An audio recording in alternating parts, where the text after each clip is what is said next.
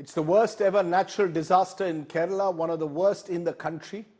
The death toll has crossed 160 in the Wayanad landslides, and hundreds are still feared missing. God's own country is buried in grief as the bodies keep piling up, many of them still caught in the mudslides. The race is on to find more survivors as the NDRF, state police and other teams try their best. But hope is slowly dimming as the search and rescue operations have now entered day 2. Once again, our top focus is on the monumental tragedy in Wayanad.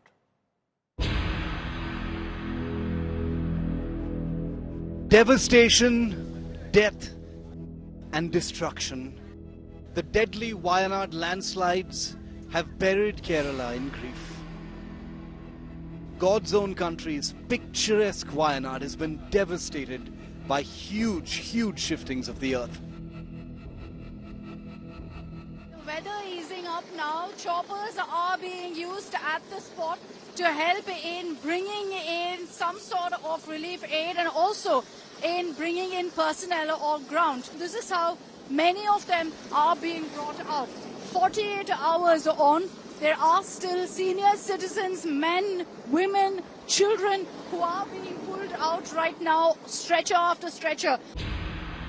Lush green hamlets known for their beauty, Mundakai, Churalmala, Attamala and Nulpura are now scenes of destruction, totally cut off from other areas because of the landslides. What I'm showing you right now is a school ground. This is not a river. This is not a place you get to see these kind of river streaming quite often.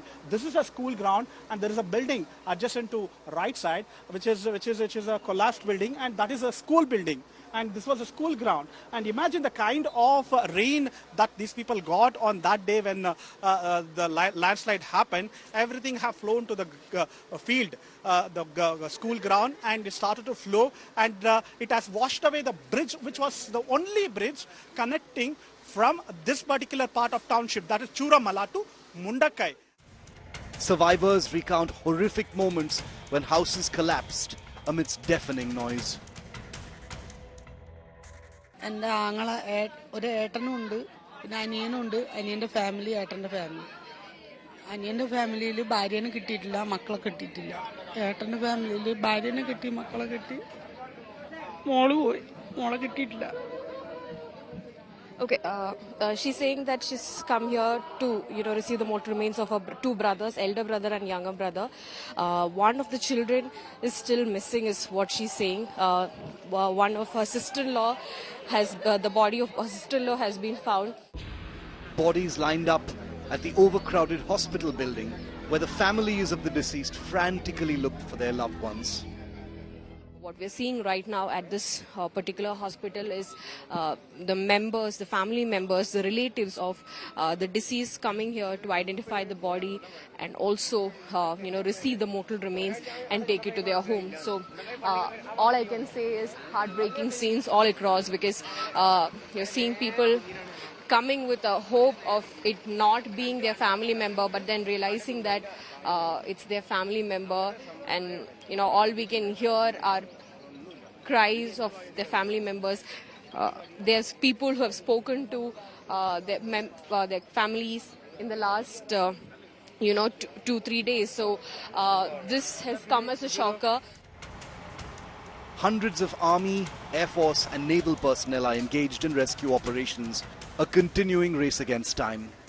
Wayanad paying the price of indiscriminate urbanization, deforestation and an unregulated tourism boom. With Shibimol KG, Sagai Raj and Akshita Nandagopal in Wayanad, Kerala. Bureau Report, India Today.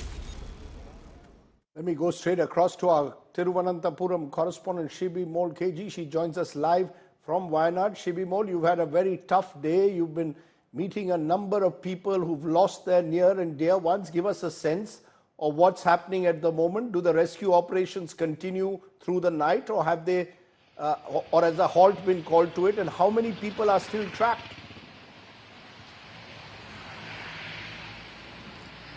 Well, Rajdeep, the rescue operations for the day has ended because, once the light is gone, then there's no possible measure to carry the rescue operations. But the Bailey Bridge construction is still going on, is what we're understanding, because after 6:30, most of us were asked to leave from the site because it was very dangerous. It was raining continuously there. Since 12 o'clock in the afternoon, it was raining. And now the Bailey Bridge construction, that's the main hope that the rescue operators and the state government has, because that's the bridge that was connecting Churalmala to Mundakai has collapsed. Yesterday, they tried to carry out the rescue operations with a temporary bridge, but that did not come into use. So they need machineries and equipments to be taken to Mundakai to carry the rescue operations tomorrow. It was initially calculated that morning the construction can begin and by evening possibly the construction could be completed, but adverse climatic conditions, it started raining heavily, it became very difficult. They tried to send NDRF and Fire Force and Army personnel to Mundakai to see if it's possible. But the ministers who came to the site had to call them back, saying that humanly it's not possible for an individual to go and carry the rescue operation. You need the help of machines.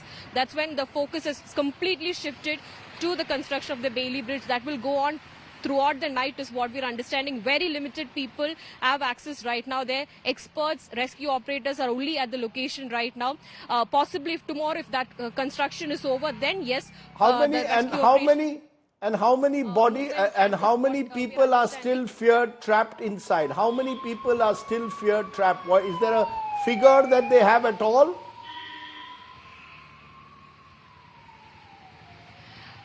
Well, unofficially, the figure is around 200. So 200 people are still feared, trapped, still missing is what we're understanding from government sources. The death toll they're officially informing is 167, but it's definitely more than that. We've got an unofficial figure from the government sources, but the final data still shows 167. The unofficial data has definitely crossed 200, but, the missing people, that's more than 200. So it's going to be a Herculean task for these rescue operators to continue tomorrow. And also the IMD's prediction is that the rainfall is going to continue for the next few hours in the northern Kerala. That includes the border districts of Kozhikode and Malappuram also, which again makes it very difficult because a lot of bodies that were recovered were from Malappuram, because the river that's flowing through Wayanad and Malappuram, most of the bodies were washed by the river, and it was found in Nilambur in Malappuram. So again making it very difficult. If the weather gods also need to show some mercy if the rescue operations can continue well tomorrow and day after. Okay, let's leave it there, Shibimol. As you said, unofficially the death toll over 200 and about 200 people still missing. This is one of the worst landslide disasters this country has ever seen. Stay well, Shibimol. Thank you very much for joining me with those updates. Meanwhile, Home Minister Amit Shah in Parliament claimed that early warnings were ignored by the Kerala government. This has prompted a sharp rebuttal from Chief Minister Pinarayi Vijayan, who says no specific warnings were given ahead of what happened in Wayanad. And this was no time for a blame game. Listen in.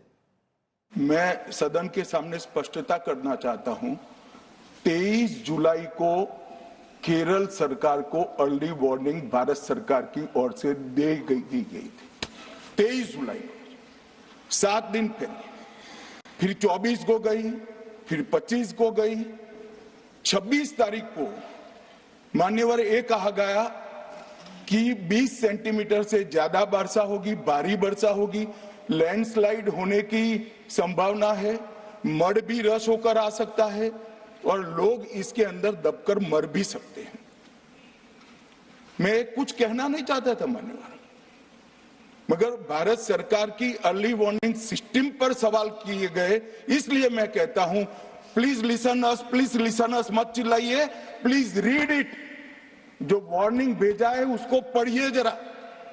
और इस देश में कई राज्य सरकारें ऐसी हैं जिन्होंने इस प्रकार की वार्निंग का उपयोग कर जीरो कैजुअलिटी डिजास्टर मैनेजमेंट किया। കേന്ദ്ര ആഭ്യന്തരമന്ത്രി ഇങ്ങനെയൊരു മുന്നറിയിപ്പ് നൽകിയിരുന്നു.